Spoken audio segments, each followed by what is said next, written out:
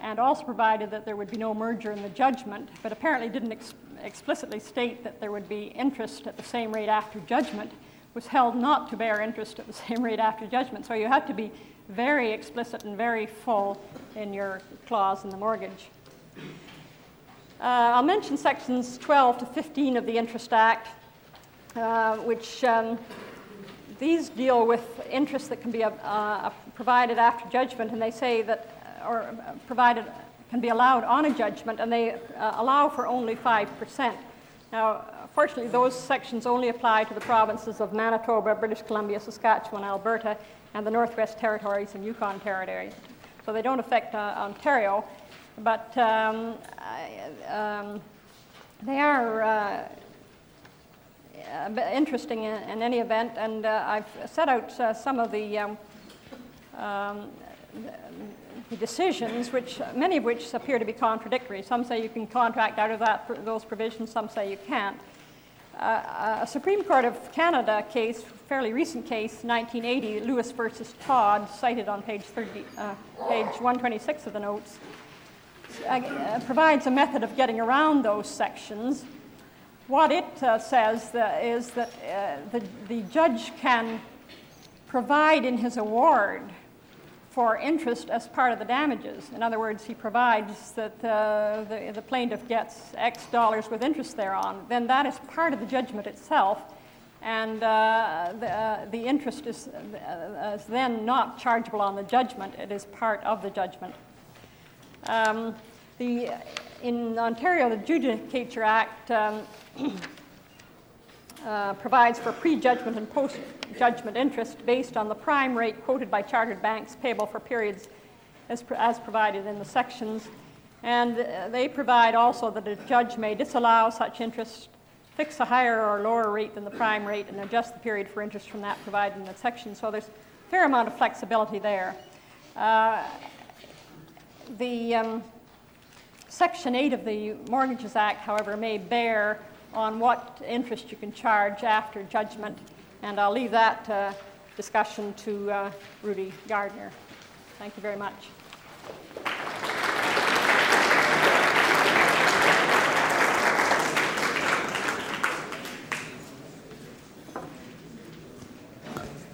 Thank you, Nancy.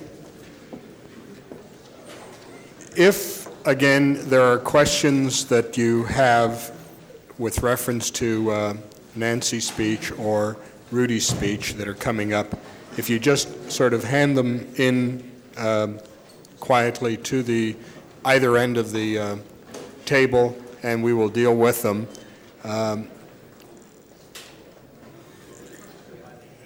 And we'll now call on Rudy to wrap up our program.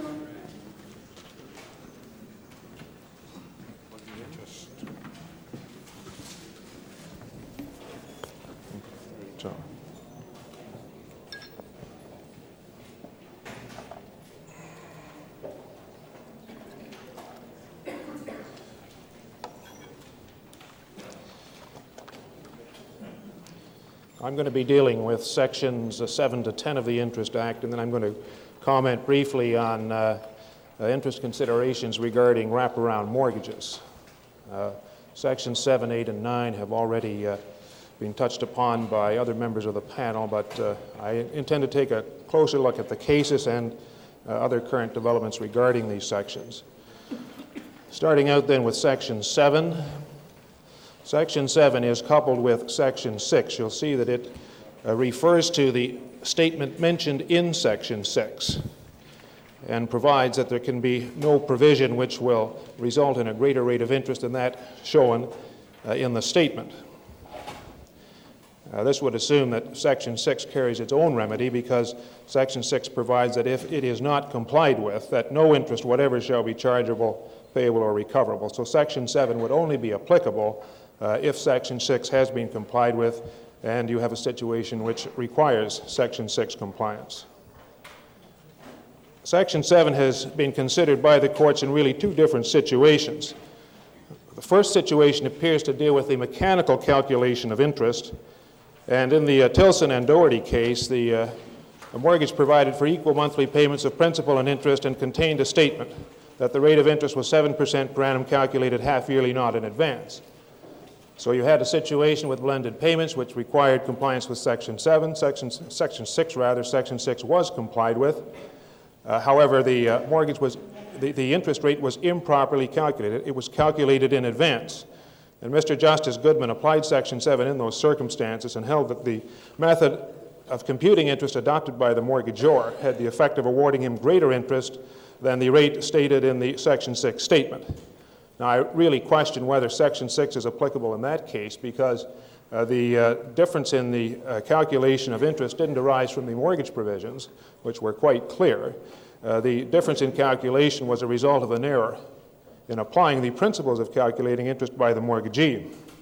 This is probably more clearly illustrated in the Hudson and Premier Trust case, where again the mortgage provided for blended payments and had a statement of the rate of interest charged half yearly, not in advance. But the mortgage went on to contain other provisions which were ambiguous or in conflict with that statement. And it would appear from some of those statements that interest might be calculated in advance. And the Court of Appeal held that, again, it was a Section 6 situation. Section 6 had been complied with, Section 7 was applied, and it was held that interest had to be calculated half yearly, not in advance, and not as otherwise provided in the mortgage. Section 7 has also been considered in dealing with additional payments related to interest. In the Commonwealth Savings case, there was a payments of interest plus a lump sum index amount. And the court in that case held that the mortgage otherwise complied with Section 6 and that it didn't violate Section 7 because there was no additional interest being charged. The index amount was held to be a principal rather than an interest payment and was readily calculable according to the terms of the mortgage and therefore all was in order.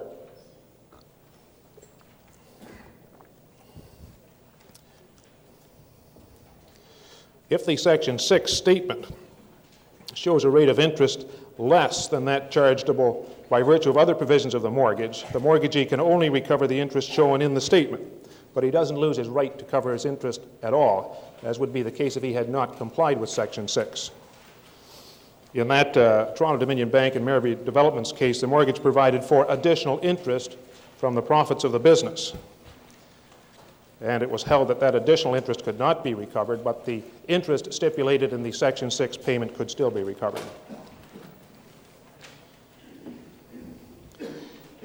The Belay Apartments case dealt with a percentage mortgage which contained a provision for the payment of a percentage of gross rental.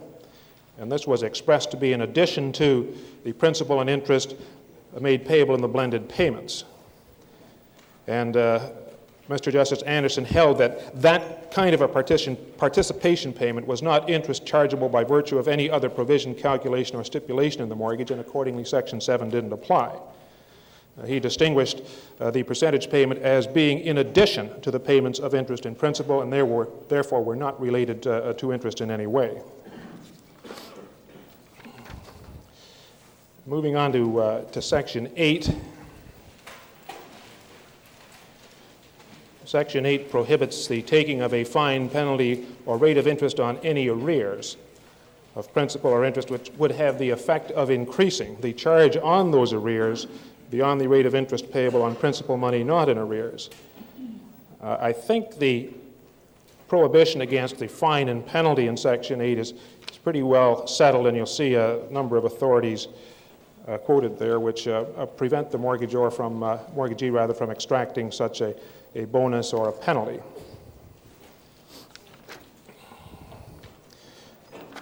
If no interest is payable on the mortgage until after default, no interest can be recoverable at all, since the rate of interest payable on principal in arrears is nil. And that's the Pemberton Realty case, and that was applied in re Kwiatkowski. In the Kwiatkowski case, and there's an error there in your material, by the way. It should read the provision, this is on page 137, the provision for interest, the words after maturity should be deleted. It was the provision for interest which had been deleted and initialed by the parties.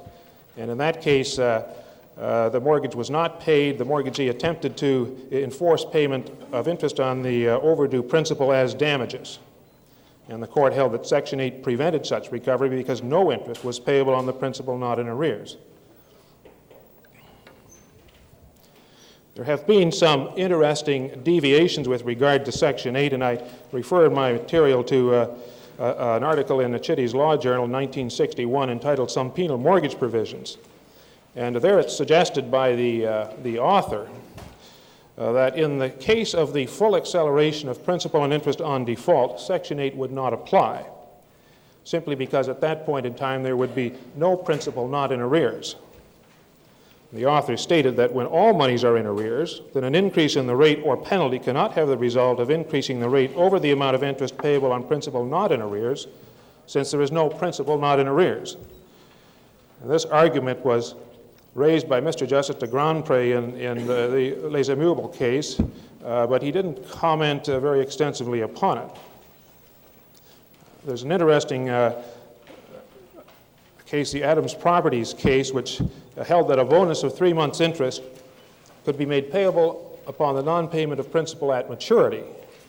And again, making this distinction that at maturity, all of the principal is due and payable. Therefore, there is no principal not in arrears. And he held that in that case, Section 8 did not apply. Now, the Adams Properties case was reversed by the BC Court of Appeal in 1976, in what I suppose is a curse on all of us, an unreported decision. Madam Justice Van Camp refused to follow Adams Properties in any event. There's nothing in her judgment to indicate she had been aware that it had been reversed in the Park Hill and Moyer case. And she specifically held that a bonus of 3 months' interest on any default was rendered nugatory by Section 8, even where the default matured, even where the default occurred on maturity.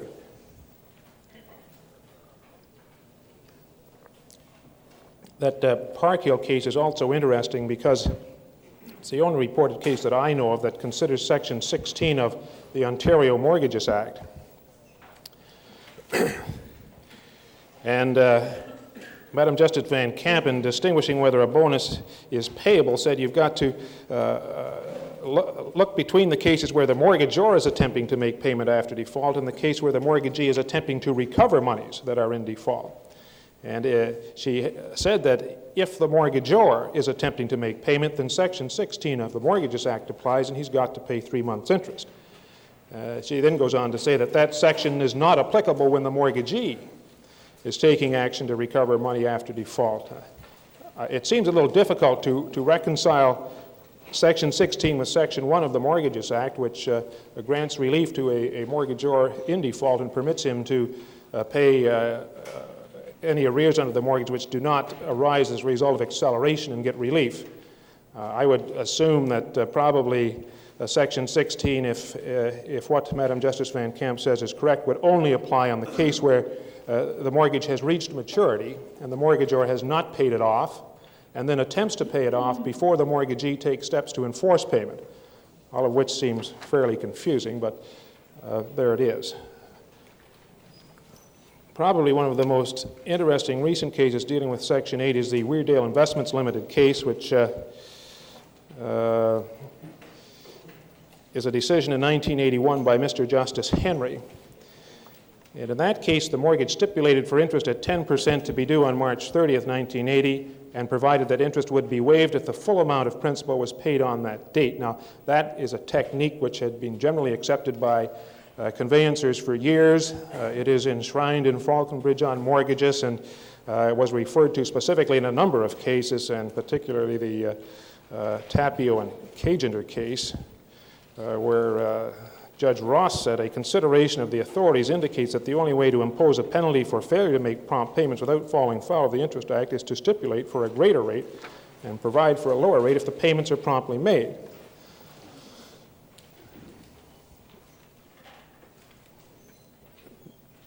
Now, Mr. Justice Henry, in dealing with Section 8, raised the critical question as to whether Parliament intended to entrench only the provisions that would formally be relieved against in equity as penal in nature, or intended also to embrace and prohibit the accepted device described by Lord Hatherley in the Wallingford case. This is the basic Falconbridge principle that was mentioned earlier.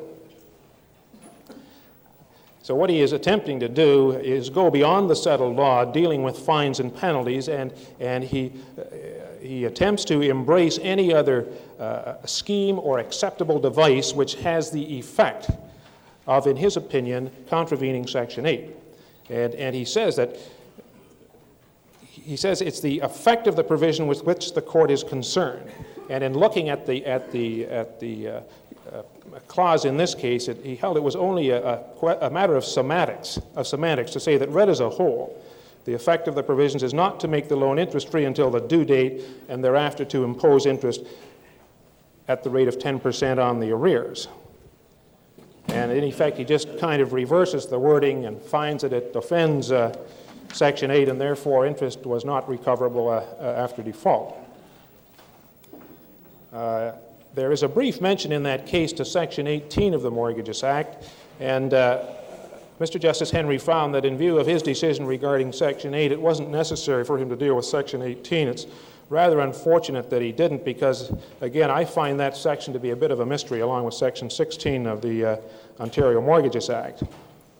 Now, the Weirdale case has been appealed, but I have been advised that it looks like that the case is going to be settled if it hasn't already been settled. So I think we're going to find that we are going to have Weirdale with us as a statement of the law, at least for the present time. Other courts have taken different approaches to Section 8. In Alberta, in McDonald and Muncie, the fact situation was a little unusual there. There was an accommodation to the defendant mortgagors. The plaintiffs agreed that a second mortgage, which was taken back on the sale of the property, would not have any interest for the first 3 months of its term, and then if it wasn't paid after that 3 months period, that interest would accrue at the rate of 18%. And in that case, the court distinguished the fact situation by saying it's not really the kind of situation to which Section 8 should apply, because the mortgagee is granting an accommodation to the mortgagor from a financing standpoint, and that in applying Section 8, the judge said you've got to administer a little dose of common sense and a gob of justice. And in doing so, he held that the mortgagees were entitled to interest in that case at 18% after maturity, when there was no provision for interest prior to maturity. There's an earlier case of Standard Trust in Hearst that deals with a new parole agreement increasing the rate of interest. In that case, the mortgage became due and the defendants were unable to make payment at that time, and the mortgagee was unwilling to renew the mortgage. I'm sorry. They were unwilling, the mortgagors were unwilling to renew the mortgage since they expected to sell it within a short time, and the mortgagee agreed that in a verbal agreement that a renewal was not necessary and that the interest was increased by 1%. The mortgagors resisted that when it came time to pay up, but the court held that there was nothing in the provisions of the mortgage as drawn up and executed between the parties which offended Section 8, and that there is nothing in Section 8 which prevents the parties from entering into a new agreement by which a mortgagor who is in arrears, in consideration of forbearance by the mortgagor, will pay an increased rate of interest.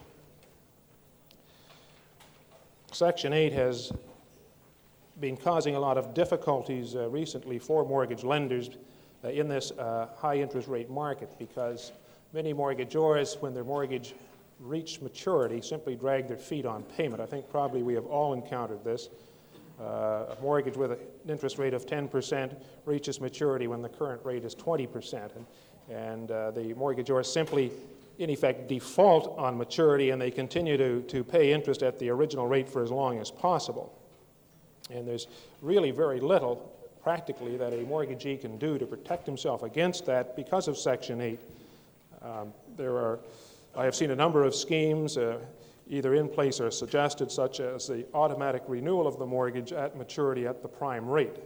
so that you, in effect, fix the rate before the mortgage is in arrears.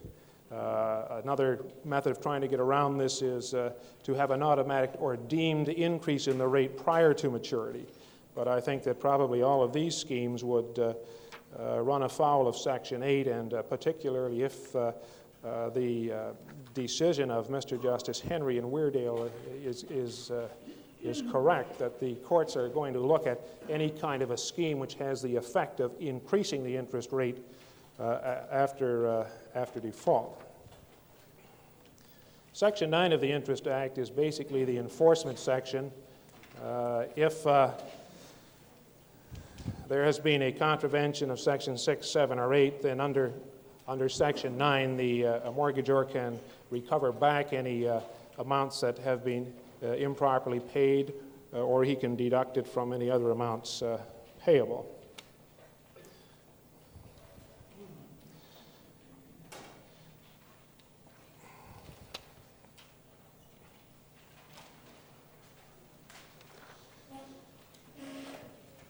Section 9 has been held to be applicable even where the mortgage in question has been paid off or discharged, and that was the decision in the Bonin and Milwick case. There, substantial payments were found to be penalties as contravening Section 8. The plaintiff sought to recover these amounts under Section 9 after the mortgages had been paid off and discharged. And two issues were raised by the mortgagee. The first was that Section 9 had no application where the mortgage had been paid off and discharged, and that was rejected by the court, and holding that the word recover is defined to mean to get back again into one's hands or possession, or to regain possession of something lost or taken away. So even though the mortgages had been paid off, it was still open to the mortgagor to bring an action to recover improper bonuses. The second point raised by the defendant was that monies voluntarily paid under the mistake of law were not recoverable. The bonuses in this case were paid voluntarily, and under mistake of law. In other words, the mortgagor was not aware at the time the payments were made that he had recourse to Section 8, or that Section 8 prevented those payments. And the judge held there that Section 9 gives a statutory right to recover monies paid in violation of one of the prohibitory sections, and that the payments could be recovered in any event. And it's also interesting to note that in this case, the Interest Act is considered as falling within what are classed as class protection statutes, and the purpose of which is to protect persons where one is liable to be oppressed or imposed upon by another, and accordingly the person who is injured can bring his action to defeat the contract even after the transaction is finished or completed. Section 10 of the Interest Act is the section which affords to a mortgagor the right to pay off a mortgage after 5 years upon payment of 3 months' interest as a bonus. Now, Section 10 in Ontario is usually considered in conjunction with 17 of the Mortgages Act, which has almost the same wording. The two subsections of Section 10 were enacted, of the Federal Interest Act, were enacted in 1880 and 1890, respectively. There was concern that about the constitutional validity of Section 10, and consequently Ontario enacted its own section, which is now Section 17, in 17.1 in 1903 and 17.2 in 1910. If you're really excited about these two sections, you can read the report of the Ontario Law Reform Commission on Section 16, as it then was, which was submitted in 1971, which contains an interesting and useful review of the history and application of both Section 10 and Section 17. Subsection 2 of Section 10 states that it doesn't apply to any mortgage upon real estate given by a joint stock company or corporation. And the reason for the enactment of that subsection was the result of a lobbying by large corporations who felt that the ability to pay off a mortgage after 5 years might limit their ability to get long-term financing. And I think probably the consideration would apply to very large corporations such as railroads, etc. So there is a limitation there as far as the section is concerned, in that it doesn't apply to a corporation. The unfortunate part is that it doesn't distinguish the particular corporation, but it applies to any corporation. So it's quite clear that if any mortgage is given by a corporate mortgagor, such as a builder or something like that, and the property is sold and the mortgage subsequently assumed by an individual purchaser, the individual purchaser does not have access to subsection 1, and it's certainly questionable whether that was ever intended by the legislatures, but in any event, it's there. Well, Section 10 doesn't per se entitle the mortgagor to a discharge of the mortgage. It only provides, if you look at its wording, that no further interest is chargeable, payable, or recoverable at any time after tender or payment, and the cases have held this to be so. Although it certainly seems to be the better view in equity that a mortgagor would be entitled to insist on a discharge if the mortgagee actually accepts payment in the absence of any special provisions deferring redemption. And I refer to the Moore and Texaco Canada case there, which required the mortgagor to sell the mortgagee's products during the term of the mortgage, and Moore and Texaco held that the mortgagor was not entitled to a discharge. Now, I think David has commented on Claude's on the equity of redemption and related matters in his earlier talk, and there's also some question now whether those kinds of provisions would be considered today as unreasonable or unconscionable or in restraint of trade, and that's a whole new area. The privilege granted by Section 10 can't be exercised by giving 3 months' notice of intention to pay. You have to actually pay the 3 months' interest. It can be exercised at any time after the expiration of 5 years, and a partial payment or payment of part of the principal is not permitted. And there were 2 recent interesting Ontario cases dealing with Section 10. The first is the Hudson and Raskin case reported in 1974. And in that case, the mortgage was dated on September 30th, 1966, and became due on September 30th, 1971. In other words, it matured exactly 5 years after its date. The mortgagor and mortgagee entered into a renewal agreement on October 6, 71, extending the term of the mortgage for a further 5 years. And shortly thereafter, the mortgagors attempted to pay the mortgage off, tendering the outstanding principal plus interest and the additional 3 months' interest, and relying on Section 10. And Mr. Justice Goodman held in those circumstances that Section 17 of the Mortgages Act and Section 10 of the Interest Act didn't apply. And he said that it was that the mortgage was not due and payable for a period of more than 5 years after its date. It was exactly within the 5 years, and therefore Section 10 of the Interest Act and Section 17 of the Mortgages Act did not apply. And he states it's clear the intent of the legislature was to extend the protection in a situation where the original term of the mortgage having expired. It is not clear that it was the intention of the legislature to extend that section to a mortgage which has been renewed by an extension agreement. In Death and Standard Trust in 1980, the mortgage was dated on July 18, 73, but became due on August 1, 1978, which is more than 5 years after its date.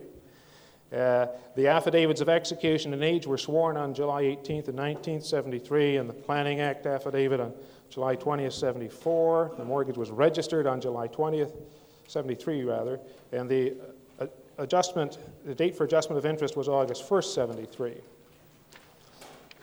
That mortgage was extended by a letter agreement for a further 5 years, and shortly thereafter, again, the mortgagor sought to prepay the mortgage in its entirety. The mortgagee insisted on 9 months' interest. That was paid without prejudice, and the application was brought. And the court held that the date of the mortgage was the date of execution, which was July 18, 73, which, in the absence of any evidence to the contrary, is the date which the mortgage bears. And accordingly, Section 17 of the Mortgages Act, now it's interesting here because Section 10 of the Interest Act wasn't considered, but the same principles, in my view, would apply. Now, the Section 17 was applicable because part of the principal was not payable until 5 years after the date of the mortgage. And the mortgagors were entitled to pay the amount due with the 3 months' interest and pay the mortgage off. And the court distinguished the Hudson case by saying in the Hudson case the due date of the mortgage was exactly 5 years after the date of the mortgage. And similarly, the court dismissed the extension agreement as saying it's irrelevant. The section refers to the mortgage, it doesn't refer to any extension agreement. And the fact that the mortgage was extended by a subsequent agreement doesn't have any application if the mortgage itself provides for payment beyond the 5-year period. If you look at those two cases, a number of principles seem to rise to the surface, and first is that the Sections 10 and Section 17 will be strictly construed regardless of current mortgage practice. And the date of the mortgage is the date of execution, which in the absence of evidence to the contrary is the date the mortgage bears. That the 5-year period will run from the date of execution regardless of when the mortgage was delivered or registered or the date for adjustment of interest. And the prepayment privilege will be available if, by the terms of the mortgage, payment is deferred beyond the 5 years, even though the mortgage is subsequently renewed. If payment falls within the 5 years, then the subsequent renewal of the mortgage will not give the mortgagor recourse to those two sections.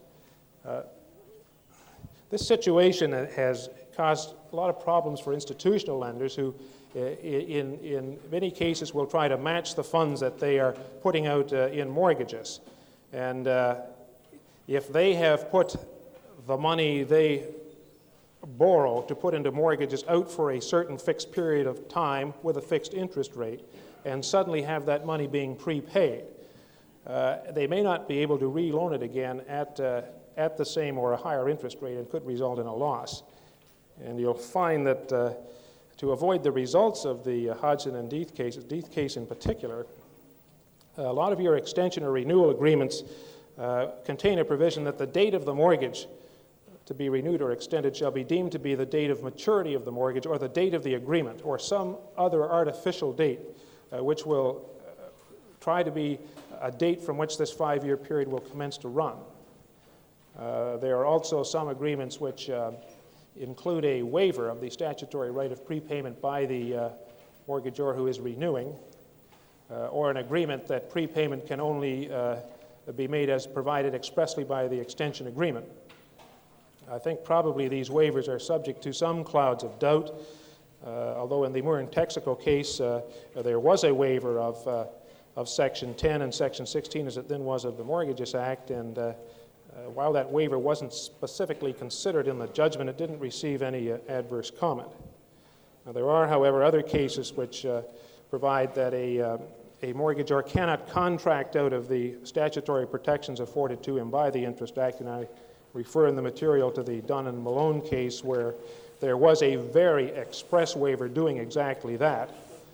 And the court again held that this kind of a statute is a statute passed in the public interest for the protection of a certain class of persons who are frequently necessitous, and that the provisions are for their protection and part of the general public law, and that if the courts were to allow the very people for whom this protection was designed to contract out of it, the whole point becomes meaningless.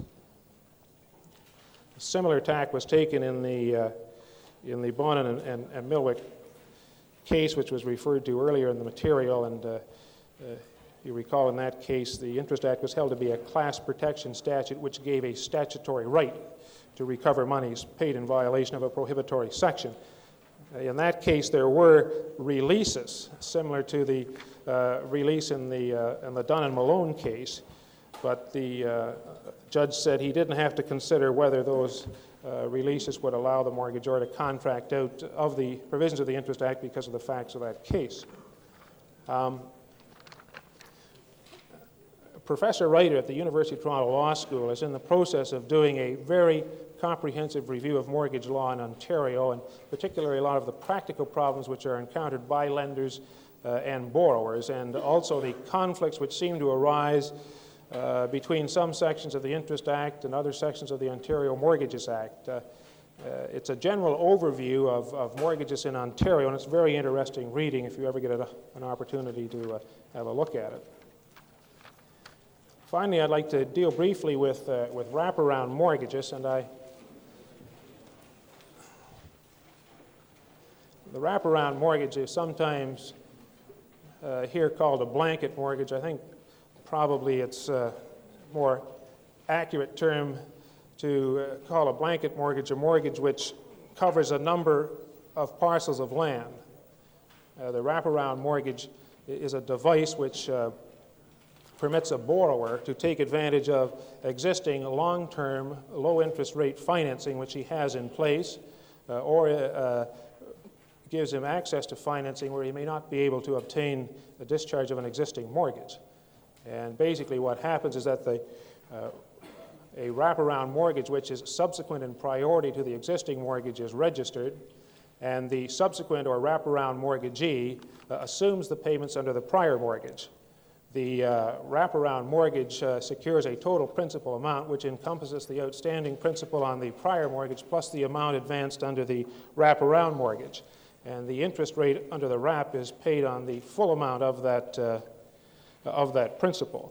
So that in effect, the wraparound mortgagee gets the benefit of the spread between what is usually a lower interest rate in the prior mortgage and the higher rate in his mortgage. And the wraparound mortgage, and the set-off is that the interest rate in the wraparound mortgage is generally below market at that time. Now, this isn't a particularly new concept. It's been known for years, but it was infrequently used as a financing tool until fairly recently. It's a lot of situations where institutional lenders were putting out money for 20 or 25 years at fixed rates, say 6.5% or 7%. A lot of these mortgages are still in existence, and it's this kind of situation where the wraparound mortgage becomes attractive.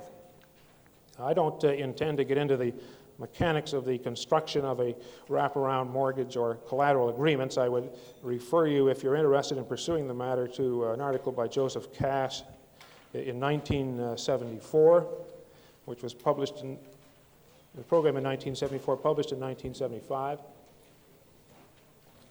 There's also a very interesting article by Gerald O'Grady as part of a Canadian Bar Association program presented late this spring. And he has some interesting comments and also some precedents which you might find helpful. And in addition, there is material in the Canadian Mortgage Practice Reporter dealing with wraparounds if you want to look at that. My main concern with wraps is the interest consideration, and specifically the case of Wagner and Argosy Investments, which was reported in 1979. This was a decision of a district court judge in, I believe, Sudbury. And in that case, the mortgagors gave the mortgagee a third mortgage for $97,500 with interest at 11.5%, and the third mortgagee, or the wraparound mortgagee, agreed to assume the payments under the existing first and second mortgages as they became due. Those mortgages carried interest rates of 7% and 8% respectively, and it was pretty well agreed on the facts that the going interest rate for a third mortgage at that time would have been 18% to 20%. So you can see how the leverage works there in setting off the relatively low interest rate on prior encumbrances and adjusting the interest rate on the wraparound mortgage. The total of the two existing mortgages was $68,523.34, and $28,976.66 was actually advanced under the wraparound mortgagee. And the main issue which the court considered was whether the wraparound mortgagee was entitled to interest at 11.5% on the face amount of the mortgage, that is the full amount of the $97,500, or if it could only require the mortgagors to pay interest on amounts actually advanced from time to time from the dates of the actual advances. For instance, as a payment was made on the prior encumbrances, then and only then could interest be charged on the amount of that payment. And Judge Little held that the wraparound mortgagee should only be entitled to interest on the amounts from time to time advanced, or held and specifically earmarked by the mortgagee in trust where he was accountable for offset revenue, and from the actual dates of such advances. So in this case, because the difference between the amount advanced under the wraparound mortgage and the principal amount of the mortgage was not specifically set aside and earmarked as a trust with offset revenue allowed to the mortgagors, that all the mortgagee could charge the mortgagors was interest on the principal actually advanced, which was the $28,976.66, plus interest on the advances made each month to service the prior mortgage debt. Now, that case was appealed to the Court of Appeal, but unfortunately the appeal was dismissed as abandoned in February of 1981. So Wagner Investments is there. It is the only reported Canadian case of which I am aware that a wraparound mortgage has been considered and analyzed in detail and been commented upon by a court. In the real estate market, I've heard many of our broker and agent friends describe wraparound mortgages as illegal or void. I certainly don't think that's the case. The mortgages are legal. It's just a question of when and how interest can be charged. It's probably unfortunate that the issue of wraparound mortgages came before the courts in Wagner and Argosy Investments because of the fact situation of that case. I think you've got to be very, very careful with the Wagner decision because the fact situation was so unusual. There were really two areas which you can see troubled the court. The first was the unsophisticated nature of the mortgagors who responded to an ad in the paper, didn't have independent legal advice. The solicitors for the mortgagee prepared all the documents, and the documents were executed in their office. Installation of aluminum siding at a cost of $10,000 was required as a condition of the loan. A $5,800 bonus and brokerage and appraisal fees of $5,725 were deducted. All of this without the authority of the mortgagors. And there are other aspects, if you read the case carefully, of the transaction, the documentation, which obviously troubled the court. Judge Little carefully reviewed the wraparound provisions, and he didn't find that those provisions really carried out the concept of blanketing. And he referred to the wraparound mortgage as a blanket mortgage, and he talks about blanketing, and when he's talking about blanketing, he means a wraparound mortgage. He said, in blanketing, the lender not only assumes the risk of default as part of the consideration, but also covenants to pay existing mortgages, and therefore such a covenant is in fact a pro tanto advance under the blanket mortgage. It seemed to me in reading this case that it boils down to a question of consideration. What consideration did the mortgagors receive for the $98,000 mortgage? And in looking at the circumstances surrounding this transaction, he found that another prior very low interest rate mortgage was paid off, and he questioned why that would happen if the purported benefit of a wraparound mortgage is to take advantage of prior low interest rate mortgages. And he viewed that as a consideration which the mortgagors were taking advantage of, and also as being totally inconsistent with the position the wraparound mortgagee was trying to advance about the benefits he was conferring on the mortgagors to support the issue of consideration.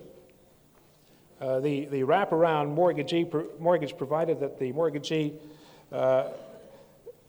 was only obliged to make payments under the prior mortgage if the payments under the wraparound mortgage were made. So really what it amounted to was the wraparound mortgagee was a conduit for the payments under the prior mortgages.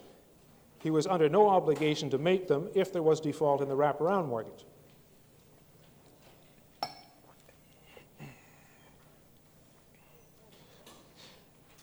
There was no contractual relationship between the prior mortgagees and the wraparound mortgagee, and therefore the prior mortgagees couldn't sue the latter in the case of default. And this was held to be another reason why there was no consideration, there was no real binding legal obligation on the wraparound mortgagee to make those payments. And it just boils down to, as I read the case, that on the facts, the way the wraparound provisions were drawn, that there was no real assumption of the prior mortgages by the wraparound mortgagee. Therefore, there was no benefit to the mortgagors arising out of that relationship, and Judge Little therefore held that it was simply a third mortgage, and the principles with regard to the charging of interest already discussed applied. I think you can speculate whether the result might have been different if the fact situation had been more favorable to the mortgagors and if more care had been taken in the preparation of the loan agreement and the mortgage. As far as I know, the Wagner case hasn't been considered or referred to in any other reported cases to date. However, there is an unreported decision of the Court of Appeal, Janzovnik and Grogan.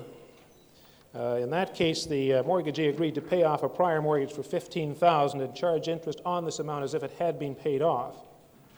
And he also treated it as an amount that he had advanced from the commencement date of the mortgage, even though the prior mortgage wasn't paid off until 2 years later. At trial, the court held that the Unconscionable Transactions Relief Act applied, and that to charge interest for 2 years on the amount of a mortgage that was supposed to be paid off but was not, was in itself unconscionable. And no reference is made in that case to Wagner, nor to any other provisions with regard to wraparound mortgages. Now, the case was appealed, and the appeal was allowed in part, and the Court of Appeal held that the mortgagee was entitled in those circumstances to charge interest on the $15,000, that the mortgagor and mortgagee had entered into an agreement to make good the payments on the first mortgage as they fell due, and that this was done. And the amount was credited to the plaintiff in the final accounting between the parties. So here you have a situation where there was an agreement to pay off a prior encumbrance. It was paid off, and the court held that interest could be charged on that amount from the commencement of the mortgage, even though the actual money was not paid until 2 years later. Unfortunately, that is an unreported case, and these are simply a note of the endorsement on the appeal book in the All-Canadian Weekly Summary, so it really isn't broad enough to be of too much help. There have been a number of schemes proposed as a way of avoiding argosy, and normally they involve some kind of a two-stage transaction whereby the whole amount of the wraparound mortgage is actually advanced, and then the amount of the prior mortgage is immediately reloaned to the mortgagor on the same terms as those contained in the prior mortgage, and then the wraparound mortgagee is authorized and directed to make the payments due under this loan to the prior mortgage. And obviously, I think a great deal of care will have to be required in the preparation of the documentation to ensure adequate safeguards for both parties. But again, it tries to get around Wagner by actually advancing the money, all of the money, to avoid the problems that could be encountered with that case. I think that wraparound mortgages, certainly in residential applications, are going out of fashion. Long-term fixed low-interest rate mortgages are becoming a thing of the past, except in cases where you have joint venture or participation financing, which may raise all kinds of new problems for a wraparound mortgage. And also many of these long-term mortgages, which have been around for years, have relatively modest principal amounts still outstanding, and it makes, in many cases, the gymnastics of a wraparound mortgage hardly worthwhile. And finally, I think the uncertainty and the administrative headaches involved with the wraps are dissuading lenders from becoming involved with them, and it's possible that they will simply die a natural death, certainly as far as residential mortgages are concerned.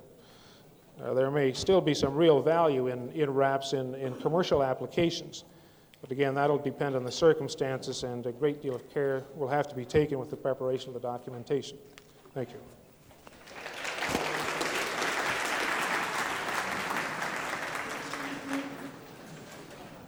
I have a few words just to wrap up and summarize the comments.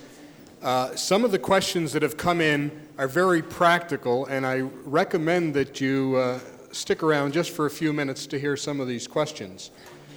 Basically, if you take a look at page 114 of Nancy Carnwath's lecture, you'll see that actuaries do not have a body of principles as clear and widely accepted as generally accepted accounting principles. As a result, there can be difficult results arrived at if different principles are applied. One of the schedules that were handed to you in the mortgage, you will notice, is not consistent with the other schedules, and therefore care should be taken when using these schedules as precedents. What we have is archaic legislation that have onerous penalties.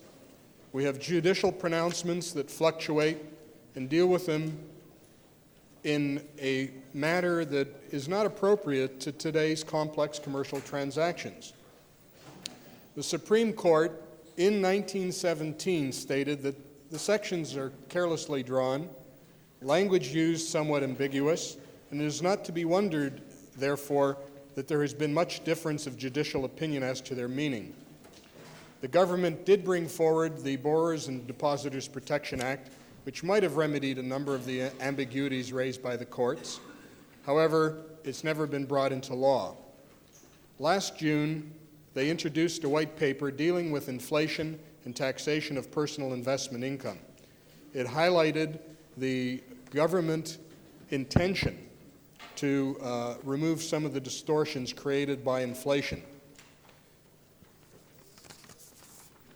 They suggested a new definition for interest, and that is to distinguish between compensation for the use of money and compensation for inflation-caused changes in purchasing power of capital.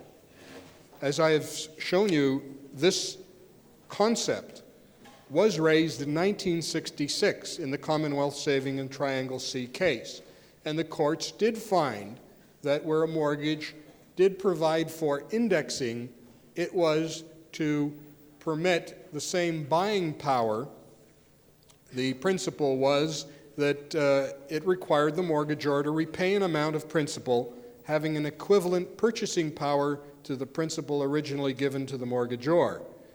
If you draft your mortgage documents in the form of indexing, it may form an interesting argument under the Income Tax Act that this is really a capital gain.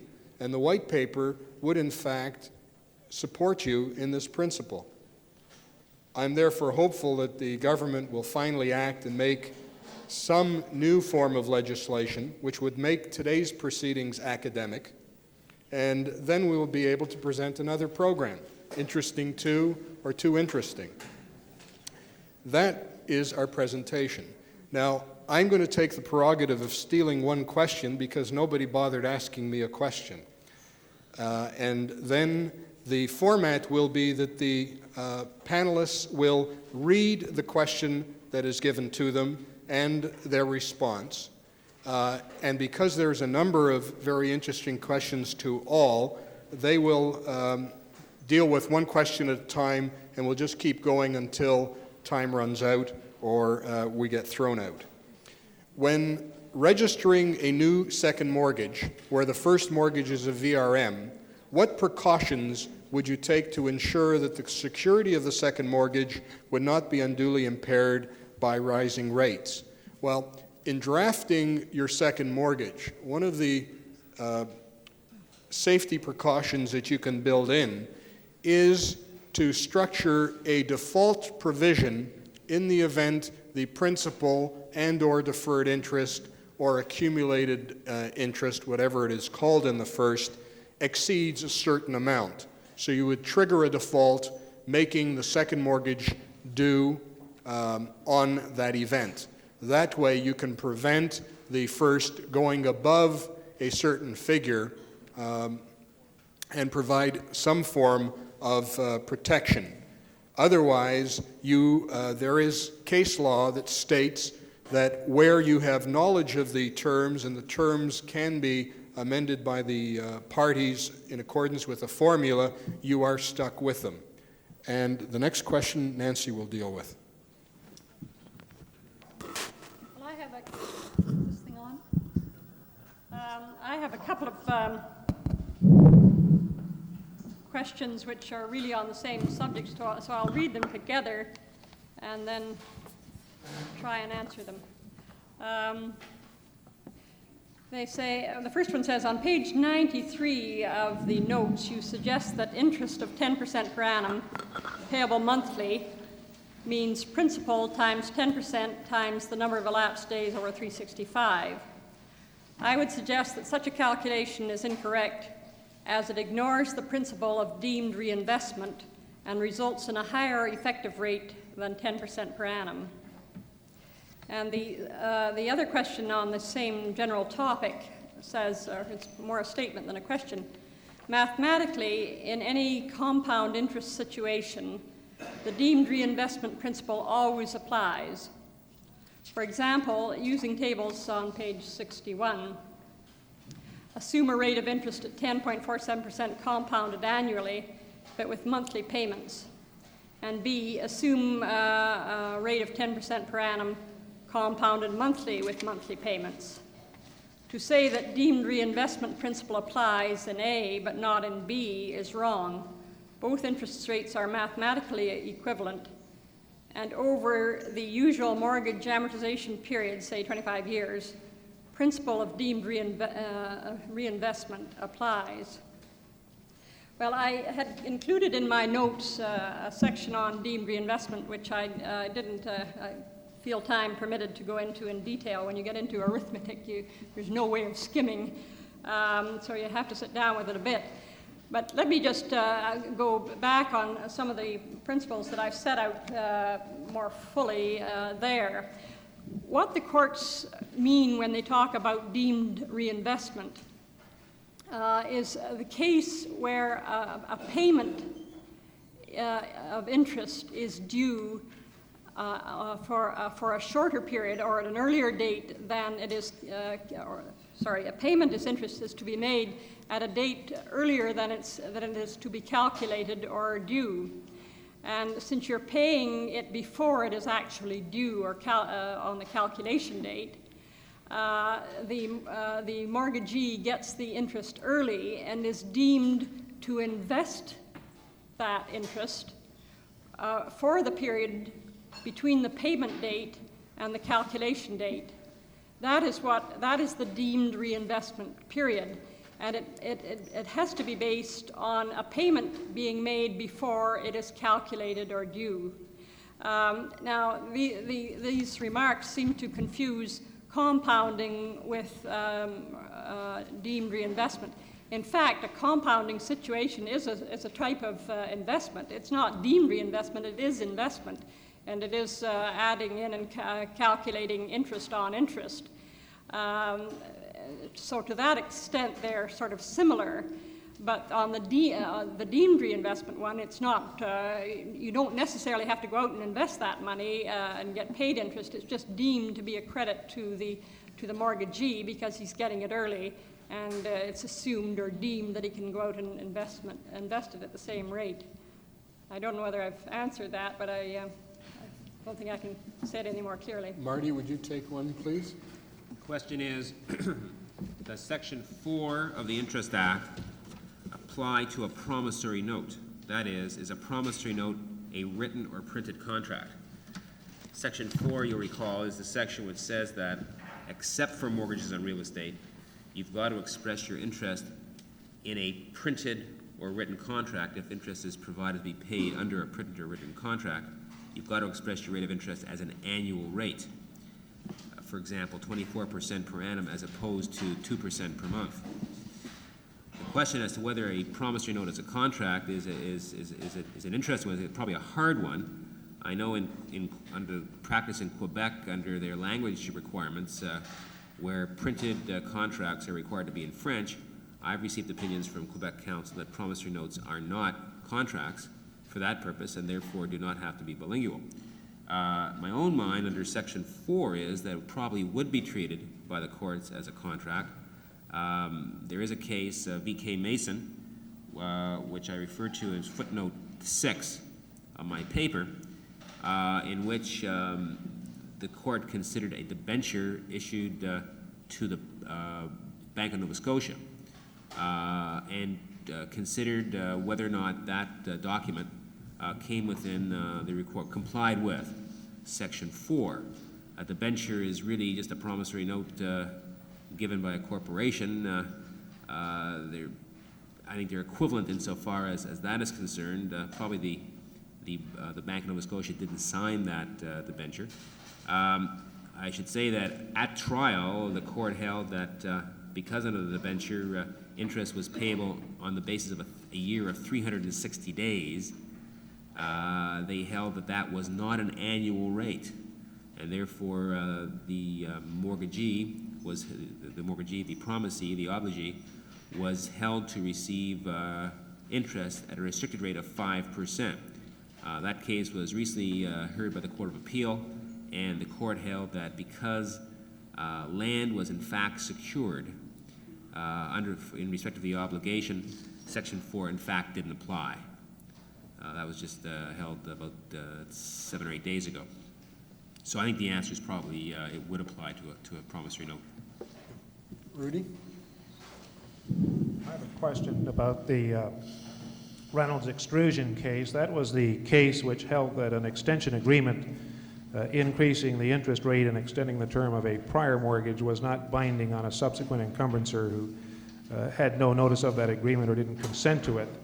And the question is, to what extent is a subsequent encumbrancer prejudiced if no extension agreement registered and the interest rate increased by, say, from 10% to 18% with no notice to subsequent encumbrances if, in the first example, all monthly payments have been made when due and the balance has been steadily decreased? Well, I think that there are probably two answers to that particular question. One is that the decrease in the amount of principal will be much less if it carries an interest rate at 18% instead of 10%, because a larger portion of the payments is going to pay interest and not to reduce principal. And the second point is that a subsequent mortgagee is entitled to expect that a prior mortgage will be paid according to its terms, including be paid off on maturity according to its terms. And I think that's quite clear in the judgment that a subsequent a mortgagee is not bound by the terms of an extension agreement which hasn't been registered, of which he does not have actual notice, and